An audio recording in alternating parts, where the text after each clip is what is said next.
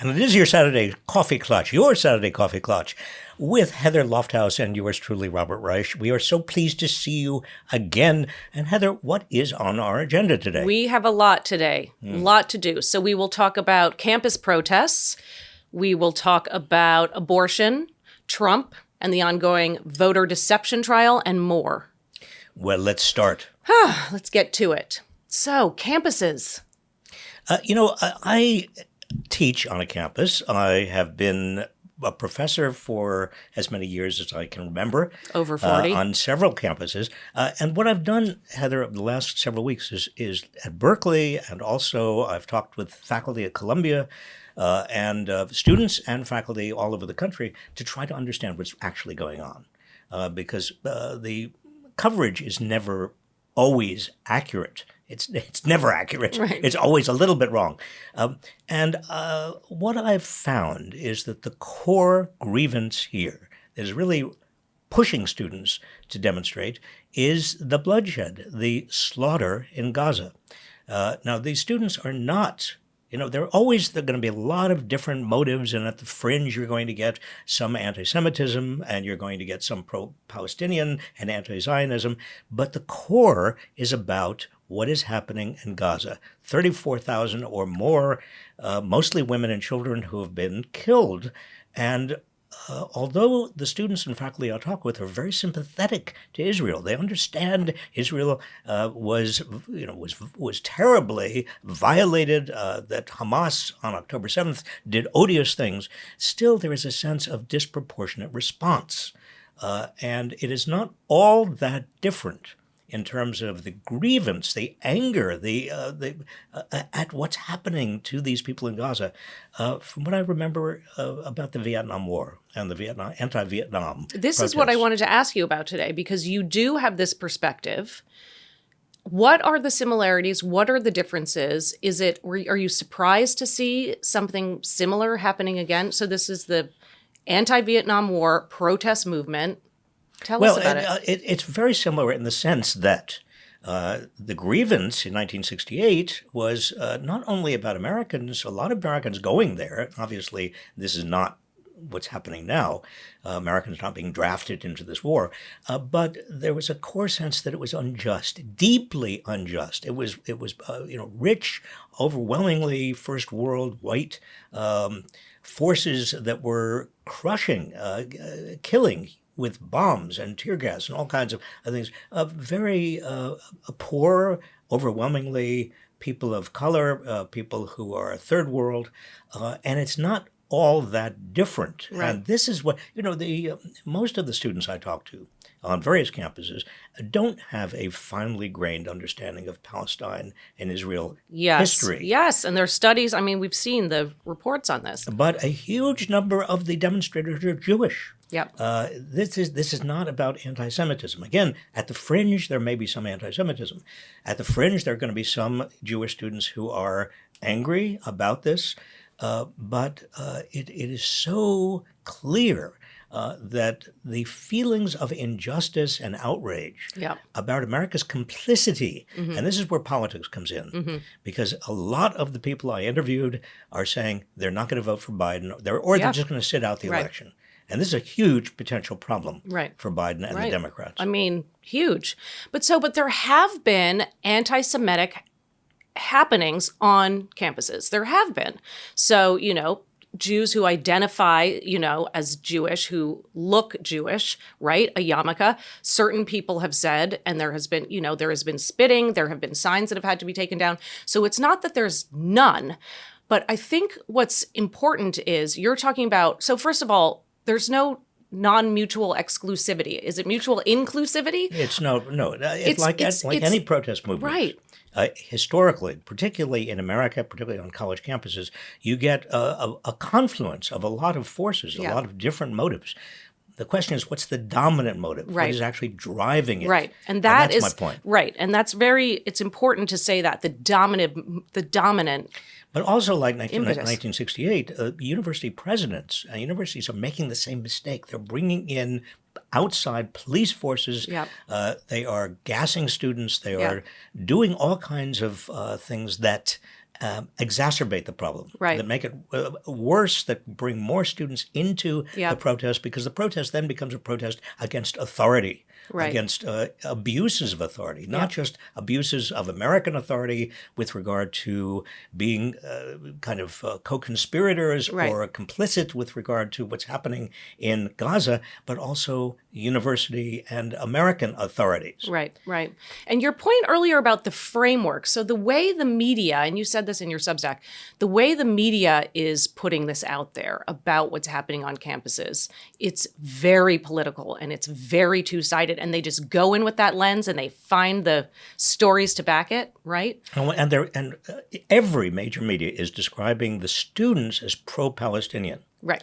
The students I interviewed and the faculty I interviewed, they don't talk about it being pro-Palestinian. They talk about the injustice, the bloodshed, the grotesque killings and slaughter. Right. That's what they're angry about. Yeah, that's what they're angry So about. the media is actually framing it slightly wrong. Right. But anti-Semitic crimes are up. So I think part of this too, and we deal with this all the time in digital media, is sound bites are taken out. It's being weaponized, right? And one thing that is wild to watch, and I hate it, is when Governor Abbott comes out and says, anti-Semitism can't stand anywhere. Let's arrest all the kids on campus. Are you kidding me? Since when does he care? So using there are problems with the little pieces being used, Well, right? Republicans are using this. In fact, Stefanik, in a sense, began this with her hearings. Claudine Gay and the MIT and so on, and the presidents that had to leave, that were essentially booted off their campuses. Those presidents are haunting what the Columbia president did. I mean, the Columbia president went, and she went and prostrated herself before Congress and said, basically, I will do anything you want. I agree with you completely. I mean, and it didn't do any good because they still called for her resignation. Yep. But the problem is then the next day, she brings in the police. And the protest becomes even larger at Columbia. And then they take over a building. And then the police come back. And once you relinquish your authority as a president of a university to the police, then there's no telling what's going to happen. Yeah. Then you really lose everything. Right. There are few campuses that I've talked with, people there at Brown and Northwestern and University of Minnesota, where they've negotiated. Yep.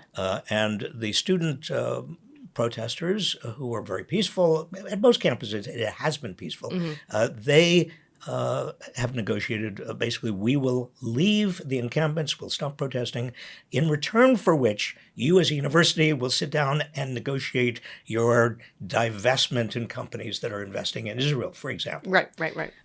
But that's rare. Yeah. When I worked at UC Berkeley, the building I worked in was occupied, and we didn't know it was happening. So all of a sudden it's students, and I would say it was peaceful. UC Berkeley. But it was jarring. It was like, can you get your laptop and get out of here? I was like, what? I'm sending an email. But Heather, Berkeley is occupied all the time. Daily. I know. Yeah.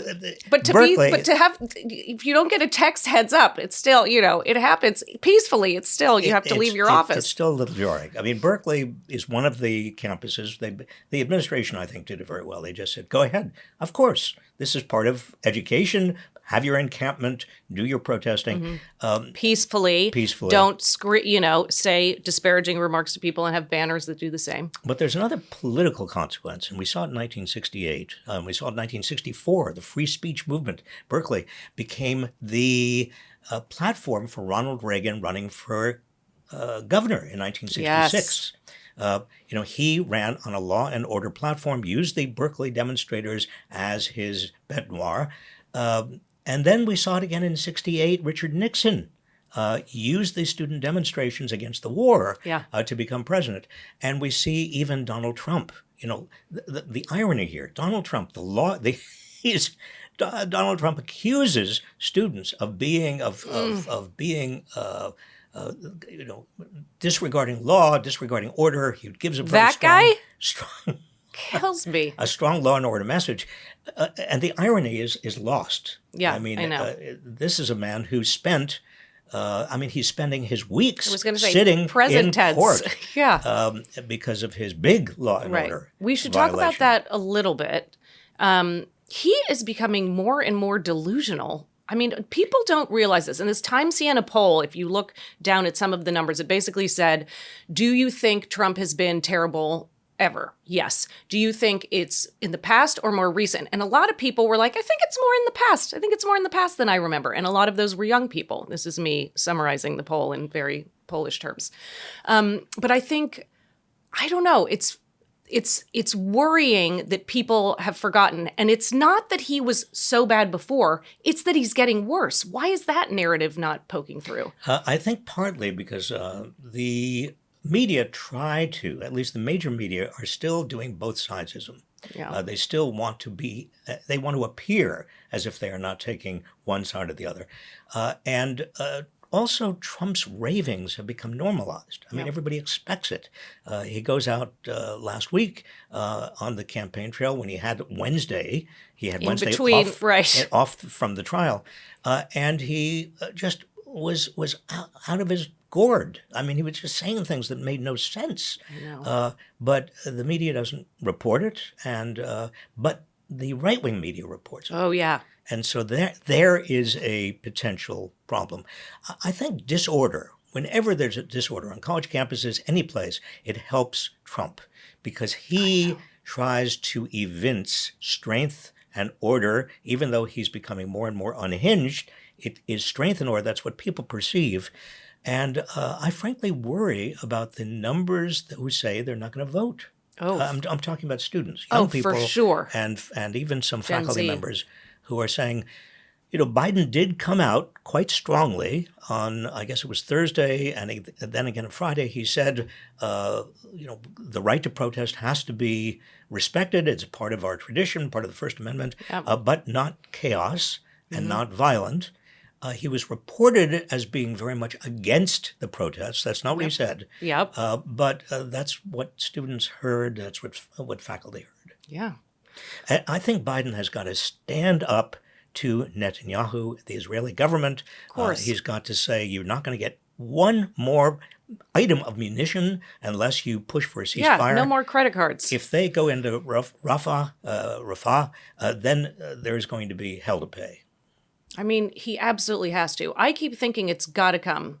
It's got to come. There's got to be a shift. Something's got to change. Well, but I think it's very, very hard for Biden to stand up to Netanyahu and Israel like we would like him to stand up to. Because, number one, this is our major ally in the Middle East. Number two, there is a very large and politically active Jewish population in the United States.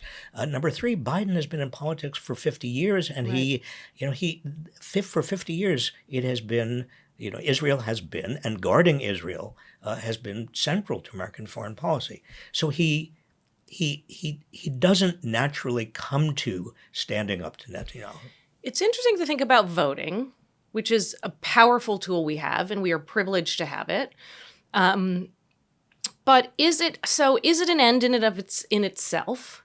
Or, I mean, I kind of think of it on a continuum, right? So if one votes for Biden, are they endorsing and saying, God, I love ya, here's my signature? Or is it a strategic choice? So if you're trying to make change in the world, stick with me here.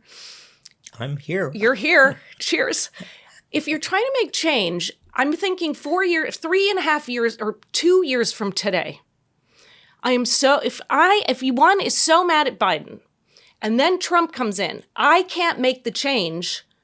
I don't think I can make the change I could make with Biden, who I don't like, in office down the line. Part of it is setting up a scenario and a landscape and a canvas to be able to do more of the work that takes years to do. Well, I understand exactly where you're coming from, and I agree with that position. But in my free-floating focus groups around college campuses and faculties, and even among progressives, they don't think that strategically. They're thinking, in fact, most people, it's not just progressives, most people around the country are thinking, who do I like? Who do I just feel more comfortable with? And who am I angry at? That's right. They're also saying, I'm just tired of voting for the lesser of two evils. Yep. And this is where some people are attracted to, Robert Kennedy Jr. I mean, talk about Oh God, do we have to? Maybe we should do that for a minute. well, his poll numbers are improving. I saw that on 538, 10.5%. And it's disturbing because I think a lot of people really do attribute his father. I worked for his father. I know. You've written about this. Tell us more. Well, I was an intern in his office, 1967. That counts. Paid or unpaid? I think there was a little pay attached to it. I worked the signature machine. I love this. How big is a signature? I'm slightly younger than you are. Yes. Talk to me about a signature machine. Was a big machine. Was it really? It wasn't just a stamp? No, it was a big machine. It had a little motor that triggered a long wooden, kind of apparatus. With some ink at the end? With a pen at the end. No, really. And I had to How many could it do in a minute? Well, there were about 20. I got up to 20. But you weren't doing this. No, Were you doing no. a crank? No, there was. I pushed the button. Oh, a button. Because you get the letters in exactly the right position. These were mostly typed letters to constituents on Robert F. Kennedy stationery. Thank you for your service. So I worked very hard. I did get to know him or see him in action. Right. I was amazing. He was such a not only charismatic figure, but so dedicated to the values that we share. I mean, the social justice and equal opportunity and a kind of a multiracial, multi-ethnic, multi-class, progressive agenda. Right. And it just, every time I think about it, I feel so crushed by the tragedy of his death. At the end of those, that 1968 primary. But to have his son, assume the mantle is absurd. I mean, what do you think he would say to him? He would say to his son, "Get out of this race. You're making it easier for Trump." A lot of the Trump voters are going to stick to Trump. They are sticky. Yep. They are very dedicated. Biden voters, as we've been saying, are not quite as sticky. They're not quite as dedicated, which means that if you have a third-party alternative like Robert F. Kennedy Jr., Biden is going to suffer. Right. And a lot of young people are into him, and a lot of young Latinx, and a lot of young women. I was looking at some poll numbers this week. It's really interesting to see. And big on TikTok. A lot of people on TikTok are into. Well, he's very his people who are doing the social media are very clever. Yep. They avoid the controversies. He wrote a whole book about Anthony Fauci, a negative book about Fauci, one of the most important public servants of our era in terms of vaccinations and AIDS. He has been consistently anti-vaccine and anti-technology, anti-science. This is a man who anti-LGBTQ. You don't want to get close to the presidency, and he won't. I mean, there's no chance. Right. But it's scary to watch. But he's a spoiler, and he's a spoiler for Trump. And the Republicans know it. And the big money. This is why you have Republican money backing him. Yeah. This is why you have so many of the Trump advisors got RFK Jr. into the race. Yep. Okay, we have to talk about, speaking of elections, women, abortion. So what is happening in Florida, also Arizona? Well, where should we begin? I think abortion is the biggest issue that is going to help Democrats. And Florida, it's 6 weeks. It's 6 weeks. An abortion ban. 6 weeks. Did not know I was pregnant at 6 weeks, for the record. I mean, who knows they're pregnant after, at 6 weeks? You don't. You probably wouldn't. I wouldn't. You wouldn't. I mean, it's a 6-week abortion ban. Yeah. Heather, 1 out of 3 women of childbearing age live in a state with an effective abortion ban right now.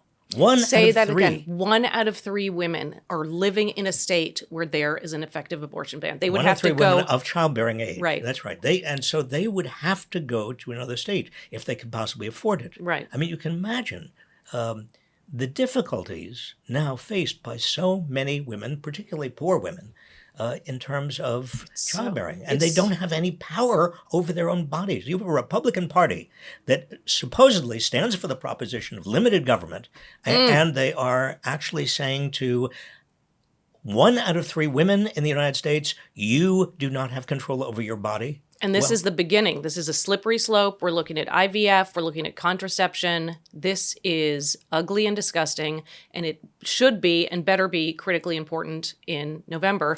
Now, in Arizona, there was a ban passed. Now, there's still a 15-week ban, I think it is, in Arizona. I think there is. But that was interesting to see. Yeah, the And Carrie Lake, Arizona Republicans, not all of them, but a few Republicans, enough to pass a law that got rid of that old 1868 something ban. And that's because Republicans understand the power of this issue. But and they don't have moral integrity. They don't stick with what they're doing. They're flip-flopping. They're doing what's convenient. I'm shocked. I would hate to accuse Republicans of that. But the fact of the matter, even Carrie Lake is kind of flip-flopping. It's very hard to tell where these Republicans are. And I think they kind of muddy it. They kind of get a little more ambiguous about it because they don't want to lose constituents. Well, that's right. Certain ones. Particularly in the primaries. Now, interestingly, Trump is still taking credit for his Supreme Court. He says his anti-abortion Supreme Court. Except when he kind of tries to backtrack it slightly. Well, that's exactly right. He does it, in the same speech. Yep. He will do a completely 180 degree. Magic tricks. So that there's a clip for his anti-abortion support and then a pro-abortion. But it's tripping Republicans up. Yeah. Thank you. I like that. That's hopeful. Okay, other things less hopeful. The unemployment numbers that came out yesterday. Tell us, Secretary. 175,000 new jobs, which is under, the typical monthly job figure is about 200,000. Right. And that means the job growth is slowing. Now, I am hopeful that this is going to cause the Fed to maybe rethink and maybe start reducing interest rates to keep the economy going so we don't face a near recession going into the election. Right. It's not that the Fed is concerned about the election. It isn't. It's apolitical. But from the standpoint of the election and Democrats, it is very important. But there was some great stuff that the Biden administration did this week related to the economy, related to workers. It doesn't come out in the press, or barely does, kind of trickles barely into a stream. So I wrote them down. Doesn't trickle down. Yeah. It trickles over. The FTC banned non-compete clauses. Big deal. It is a big deal. Let me do my list, and then you can we because it's like you actually made the a activity list. of the list. The Department of Labor strengthened overtime rules. This affects 4 million salaried workers who now have access to overtime who didn't before. That's a good one. The FCC restored net neutrality. That's important. The Department of Transportation expanded protections for airline travelers so that you can apply and get, God forbid, refunds when your flights are canceled. So those are all very good consumer-facing things that happened this week. They're very big. And there's one other one, and that is the SEC requires financial advisors to make their clients fiduciaries so that the financial advisors can't sell them stuff that gets a kickback for the financial advisors. Ooh, good. No, the Biden administration is doing all of these things, but they're not getting any headlines. There's no conflict. The media loves conflict. Yep. That's why you get what's happening on the college campuses. That's why you have the Trump trials. That's why you have Trump speeches. On the top line. But when you have the steady, hard work of making government work for the people, and that's what the Biden administration is doing. And that's what the government should do. Hello. But it's not easy. 6 months before an election, you want those kinds of headlines. You want that story. But people don't even understand what's a non-compete clause. Right. Well, we understand it because we've done videos about non-compete clause. But it's hard for the public. Do you want to tell people quickly? A non-compete. You know what a non-compete clause is. This is when you have a job, and to get the job, you've got to swear and promise that you are not going to leave the job and work for a competitor. And these non-compete clauses tend to, in a monopolistic world where more and more consolidation of power and money, they make it very difficult for workers. Very confining. Well, This has been interesting. One thing we haven't talked about is today is Star Wars Day. Star Wars Day. May the May 4th the 4th be with you. you. Oh, listen. Did you see Star Wars? What do you mean, did I see Star Wars? It's my generation. Yeah, but did you see it is it your generation? I think so. I think it's mine too. I Well, think how that's can the that- joy we're of different- Star but Wars. We're different generations. How can that be? Because we all feel it's part of ourselves. Lucas- That's a successful movie. Lucas was so brilliant. I mean, really, George Lucas. Let's have a toast to Star Wars. Oh, May yeah. the 4th May the 4th be with you. everyone. And Heather, have a good week. All of you have a great week. We look forward to seeing you next Saturday.